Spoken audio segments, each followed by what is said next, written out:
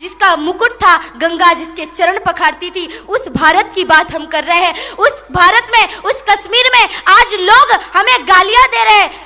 मैं एक बात कहूँ, मुसलमान के सामने आप उसके धर्म को गाली दे दो, भले वो नमाज ना अदा करता हो, भले वो अल्लाह ताला को ना मानता हो, लेकिन अगर मुसलमान के सामने उसके धर्म को गाली दोगे तो वो कभी चुप नहीं रहेगा। ईसाई के सामने उसके धर्म की आलोचना करोगे तो वो चुप नहीं रहेगा। लेकिन हम कितने कायर बन चुके हैं, हम कैसे बन चुके हैं, हम एक नहीं होते कि हमको हमारे सामने कोई हमारी भारत माता को गाली देके चला जाता है और हम चुपचाप सुनते रहते हैं। ऐसा लगता है जैसे हमारे अंदर से सिर्फ हमारे अंदर बल नहीं रह गया। याद करिए अपनी शक्ति को, याद करिए अपने पराक्रम को। आपको आज इकट्ठा होना पड़ेगा, आज आपको मिलना पड़ेगा। हम बिखरे हुए हैं, एक हिंदू ही एक हिंदू को काट रहा है।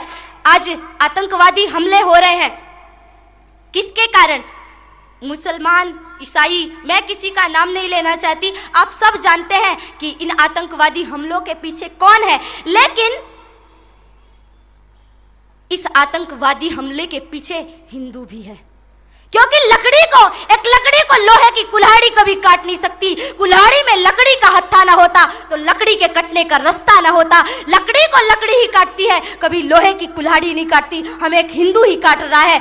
हमारे देश के नेता अपने वोटों के लिए, नोटों के लिए लड़ रहे। आज मैं यहाँ पे आप लोगों के सामने आई हूँ, मुझे सत्ता का लोभ नहीं, मुझे नोटों का लोभ नहीं, वोट का लोभ नहीं, मुझे किसी का भी लोभ नहीं। मुझे राजनीतिक पद, सत्ता, नोट, वोट और सम्मान कुछ भी नहीं चाहिए। मैंने पांचों चीजों का परित्याग कर दिया। मुझे सिर्फ इतना चाहिए कि मेरी आवाज आपकी आवाज बने, मेरी मुख से निकले हुए शब्द आपके शब्द बने। हो गई है पीर पर्वत सी पिघलनी चाहिए, इस हिमालय से कोई गंगा निकलनी चाहिए। सिर्फ हंगामा खड़ा करना मेरा मकसद नहीं, मेरी कोशिश है ये सूरत बदलनी चाहिए। मेरे सीने में न सही, तेरे सीने में सही, हो कहीं भी आग, लेकिन आग जलनी चाहिए। आज अपने हृदय की उस ज्वाला को, उस अग्नि को प्रज्वलित करिए। पहचानिए कि हम कौन है, हम किसके वंशज है। जानिए कि हम कौन है।